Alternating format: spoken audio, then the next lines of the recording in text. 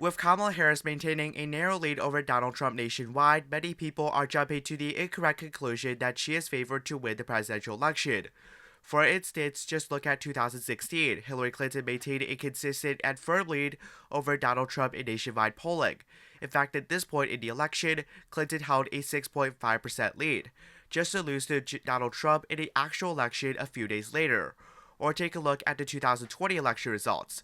Joe Biden was consistently ahead of Donald Trump by 8 to 10% in nationwide polling leading up to the general election, just to win the presidential election in reality by a combined total of 43,000 votes in the crucial battleground states of Wisconsin, Arizona, and Georgia in the actual election results.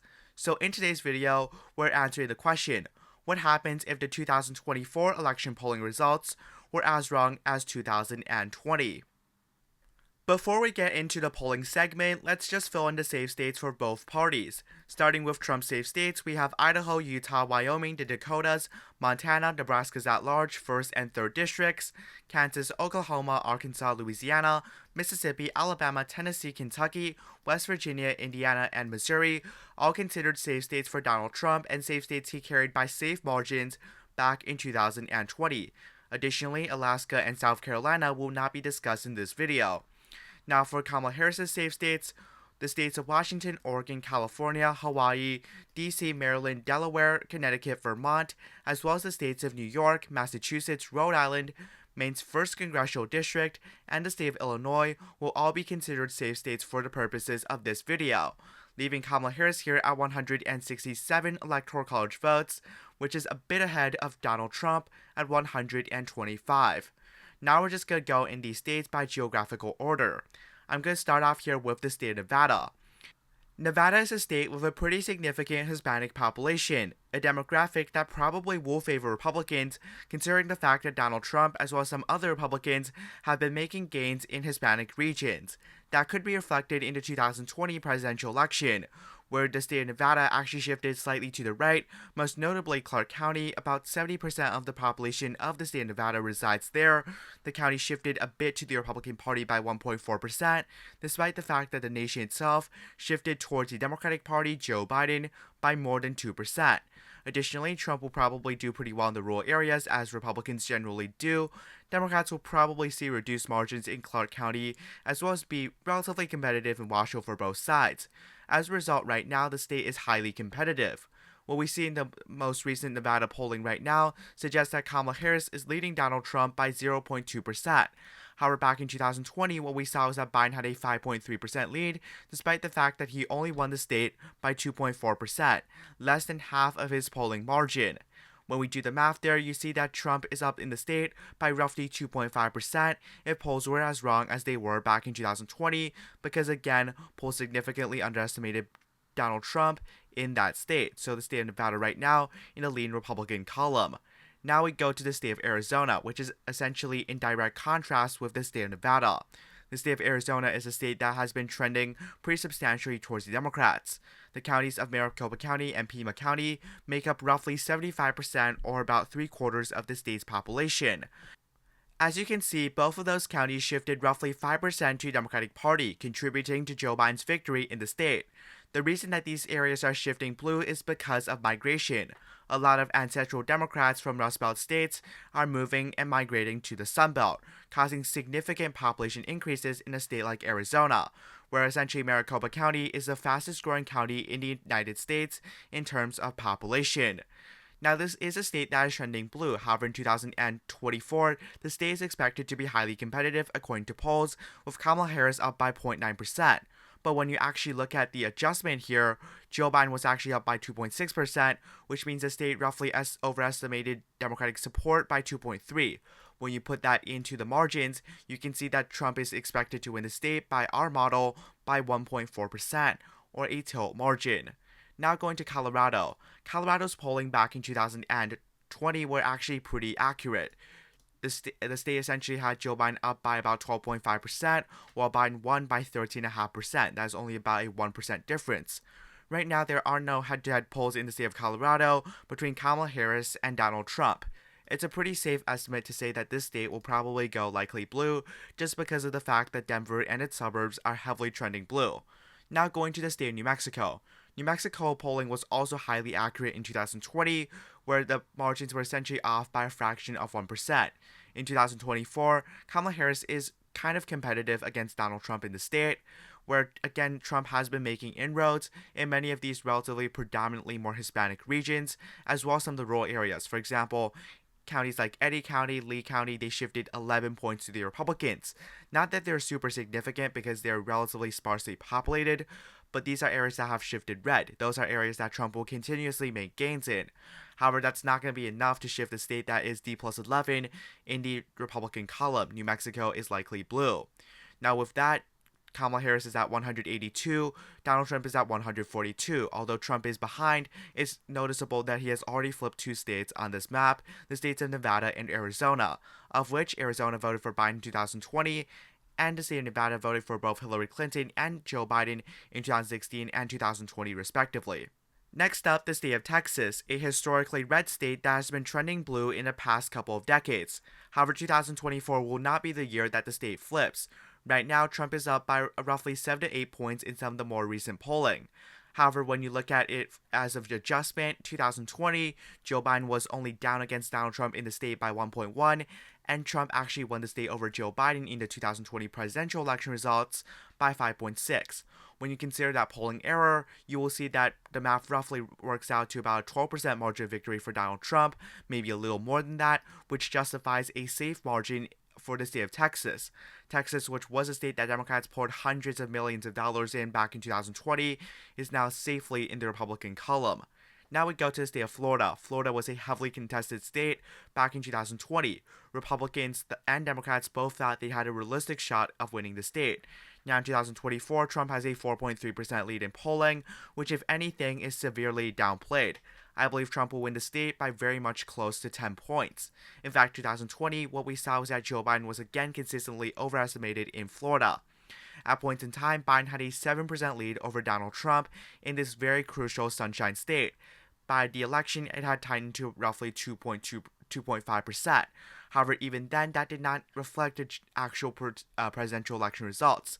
Joe Biden lost the state to Donald Trump by 3.3%. Frankly, quite an embarrassing loss for Joe Biden, considering the fact that pundits, essentially all of them, had the state within 1%, either in favor of Joe Biden or Donald Trump. Again, when we consider the polling error in this state, it does go to about a Republican plus 10 margin, or essentially a likely Republican characterization. Now going to the state of Georgia. Georgia historically, in terms of polling, has been quite accurate. Trump is up by 1.1% despite the fact that the state is heavily trending blue. Back in 2020, Joe Biden made major inroads in around the state, especially in the huge urban areas around Atlanta. For example, Gwinnett County, a county home to more than 400,000 votes back in 2020, shifted 12 points in favor of the Democratic Party. By context, this county that voted D plus 18 was a county that voted for Mitt Romney in 2012 by roughly 10%. You can see how much these suburban areas have shifted. However, in 2024, it does seem that Trump is favored in the state of Georgia. In fact, Georgia, out of all the states that Joe Biden won back in 2020, is the most likely state to flip because of depressed African American turnout, as well as suburbanites pretty much not turning out for Kamala Harris. What we see right now is about a 1.1% lead for Trump, and when you adjust it for roughly a 1% polling average, essentially inaccuracy in favor of Joe Biden back in 2020, what we see is roughly a 2% margin for Donald Trump in Georgia, which is sufficient for a lean margin. Now going to the state of North Carolina, the only state that essentially Democrats have been trying to invest in as a state that Donald Trump actually was able to carry back in 2020. Now, I would say that that is pretty much a waste of money. In 2020, what we saw was that Joe Biden was up in the state by 1.8. Of course, Trump did win the state by 1.3, which is roughly a 3% margin of error. And I do not believe that Democrats are going to win the state. That is just because of the fact that Joe Biden was able to do phenomenally in many of the areas in the more urban and suburban regions, as well as some of the more rural exurbs. Take Mecklenburg County, for example, the largest county in the state, which shifted 5.7% more Democratic. Again, this was a county that produced over 500,000 votes, a very vote-rich type of area. Some of these suburban areas around it, as well as the exurb, Carapace County, Union County, as well as Gaston County, right? These are areas that Joe Biden was able to do well with his relatively more moderate rhetoric. Someone like Kamala Harris will probably not do as well in some of those regions. Although Kamala Harris has invested significantly in the state, and although North Carolina polling this time looks competitive, when you actually adjust it by the polling error, it's roughly a 3% victory for Donald Trump. That is, again, a lean margin. So far, Donald Trump is significantly ahead at 244 electoral college votes, while Kamala Harris is at just 182, with 112 left to be filled in. Next up, we go to a must-win state for the Democratic Party, the state of Virginia. Virginia voted for Joe Biden by roughly 10% back in 2020. However, the state is in close contention, at least according to recent polling, probably because of the fact that Kamala Harris won't do as well in some of the Washington, D.C. suburbs, as well as counties like Virginia Beach or Chesapeake. These are areas that Joe Biden made significantly bluer back in 2020. Right now, in some of the more recent polling, what we're seeing is that a lot of suburbanites may be disillusioned with the Democratic Party. As a result, Trump and Harris are essentially, you can see that some of the older polls had Harris up by a couple points. The more recent ones had Trump up by a couple points, though it's important to note that a lot of these polls were just conducted by a single firm. The average I got was roughly Harris plus 1 or so when you look at some of the older polls as well as some of the more recent polls. However, back in 2020, again, the state wasn't that bad by 2020 standards, but it did overestimate Joe Biden by 1.7%. Considering the fact that the average is roughly Harris plus 1, this actually puts the state in the Republican column. Now, that would be quite interesting of a phenomenon to watch in 2024 if the state actually goes red. Right now, I doubt it, but according to polling, if the polls were as wrong as they were in 2020, the state would go in the Republican column. Now going to the state of Iowa, we're not really going to waste a lot of time on the state. It's just because right now Trump is up significantly over Joe Biden and Kamala Harris in the state, and in 2020 polls were hyper inaccurate. They had Donald Trump up by just 1.3%, despite the fact that Joe Biden was actually down in the state on election night by roughly 8%. So the state of Iowa, given the fact that it significantly underestimates Republican support historically, at least presidentially, for Donald Trump, plus the fact that Trump is up significantly this time round, it is going to be a safe state. Another state that's going to be safe for the Republican column, which does bring Donald Trump over 270, is the state of Ohio. That is not a surprise to anyone at all, because Trump is up in the state again by 8 to 9%, while in 2020, again, polls were disastrous in the state. Trump and Biden were essentially tied, and essentially the numbers were just fluctuating, but they were essentially tied for much of the election cycle. In fact, Joe Biden had an early lead in the state of Ohio before the fact that Donald Trump just won the state and absolutely crushed Biden in the state by roughly 8%. This was because Biden was actually able to do pretty well in some of the more urban areas as well as the suburban regions, but Trump just absolutely dominated, crushed it in some of these steel counties right here in the state of Ohio, as well as some of the more rural areas, including areas that Joe Biden was supposed to do better than Hillary Clinton, such as Mahoning County. This was an area that Joe Biden wanted to win by like 20 points and end up actually losing. Now the state of Ohio, of course, in the safe Republican column. Finally, we go to the state of Minnesota. This should not be a surprise to many people, but since Kamala Harris picked Tim Walz as her VP, right now she's polling up by about 7 in the state of Minnesota. When I looked at the Harris versus Trump polling in the state, when we adjusted for the margin of error in 2020, which honestly wasn't that bad in the state, we still get roughly a Harris plus 4.8, which is sufficient for a higher end lean characterization in the state of Minnesota. Of course, Donald Trump is already at 280 electoral college votes, which means that he has already clinched a presidency. But why not just take a look at how much he could climb after he's already got the presidential election in his hands? First off, in the state of New Jersey. New Jersey is just a state where polling, at least recently, has shown the state actually in a dead heat. I don't really buy that. I believe Kamala Harris will win the state quite easily. In 2020, the state essentially overestimated Joe Biden by 5, and if you just look at the polling averages in the state, you can actually justify giving the state to Donald Trump. I'm going to be cautious here, give the state to Kamala Harris by a tilt margin, but right now New Jersey, according to polling at least, based on the polling error previously, is actually only a very, very competitive state and not a lock for Democrats. Now, I disagree with that characterization, but that is what the polls are predicting. Now going to the state of Maine. Maine is a state that's quite interesting. It has the congressional district method, which essentially means that as long as you win one congressional district, you end up winning one electoral college vote. Out of Maine's 4 electoral college votes, only one has been considered competitive over the past decade or so. That is Maine's 2nd congressional district, the rural district over here. Joe Biden was expected to win the district, and Democrats called it quote-unquote common sense that Joe Biden would flip this district from Trump's column back in 2016. And polling did suggest that Joe Biden was up in the district by around 3. However, Trump did win the district by 7, which is about a 10% underestimation of Trump in some of the polls. Although polls generally underestimated Trump, Maine's 2nd district is notoriously hard to poll, and some of the polls there are especially inaccurate. This time round, though, what we see is that Trump has already been leading in some of the polls, so we're going to give that district to Donald Trump by a safe margin, as I just did right there.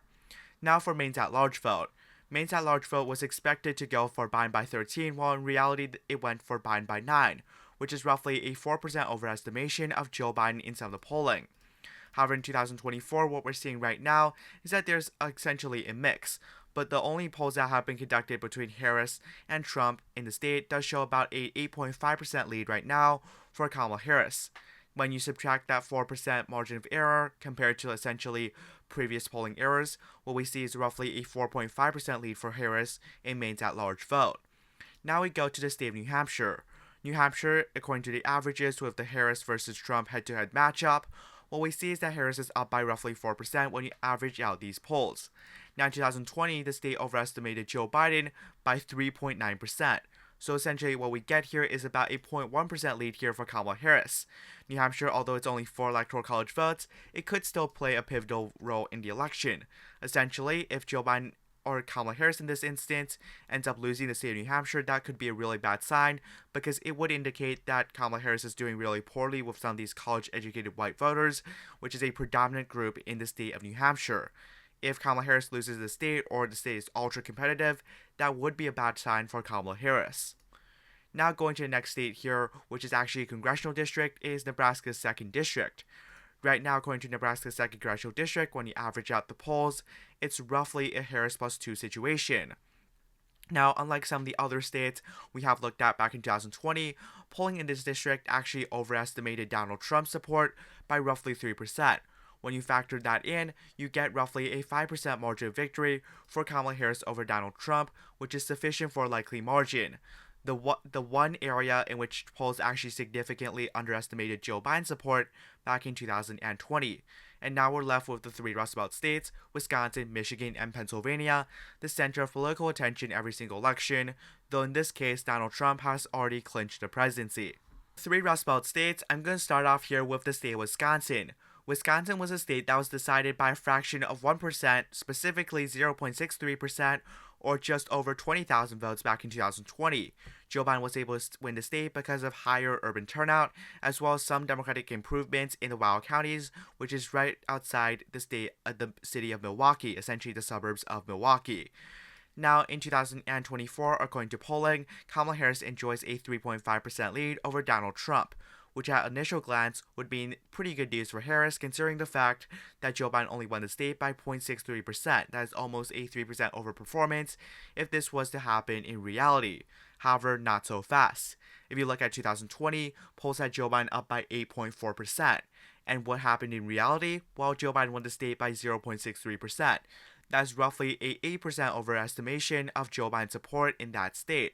And when you actually apply this type of polling error, you will see that Trump is actually up in the state by more than 4%, which is sufficient for a lean characterization. Why is the state of Wisconsin so off in terms of polling? What happens is essentially a lot of these kind of polling inaccuracies, response errors, where a lot of these working class voters, they're saying that they're going to vote Democratic, but what happens is they end up voting Republican, or some of them just don't respond to the polls. So these polls can definitely be taken with a grain of salt. Next up, in the state of Michigan, the state borders the state of Wisconsin. Now, in the state of Michigan, Joe Biden won the state by 154,000 votes back in 2020, or about 2.8%. This is because of the fact that Joe Biden did very well in some of the suburban areas, specifically areas like Oakland County as well as Macomb County. These are very populated areas, and they're drastically different. Oakland County is more white collar, where a lot of voters end up having a pretty high annual wage, while Macomb is more working class. Joe Biden also did better in some of the more suburban counties in general, like Kent County or Ottawa County. These are, again, very populated regions. Now, I doubt that Harris will do as well in some of these regions, but right now polling actually suggests that she's doing a bit better than Joe Biden. But before Democrats end up getting excited, it's important to realize in 2020, again, polls had Joe Biden up by roughly 8, and Biden only won the state by a little under 3. That means that the state again had about a 5% error in favor of Democrats. And when you adjust it, that's roughly a 2.1% margin victory for Donald Trump, which is again a lean margin in the state of Michigan. Finally, we go to the state of Pennsylvania. This is, of course, Joe Biden's birth state, and this was a state that Joe Biden was able to flip by 1.2% back in 2020. This state was a tipping point state, which means it delivered Joe Biden his presidential victory back in 2020. This time round, though, Kamala Harris maintains roughly a 1.4% lead over Donald Trump in polling. Again, that is slightly higher than Joe Biden's 1.2% margin victory in the state back in 2020. However, when we look at again the polling error factor, what happens is Joe Biden actually got overestimated in the state by 3.5%. Now that is the slimmest overestimation in the 5 Rust Belt states that are generally deemed competitive: Wisconsin, Michigan, Pennsylvania, and Iowa and Ohio. But nevertheless, that is still a pretty substantial overestimation.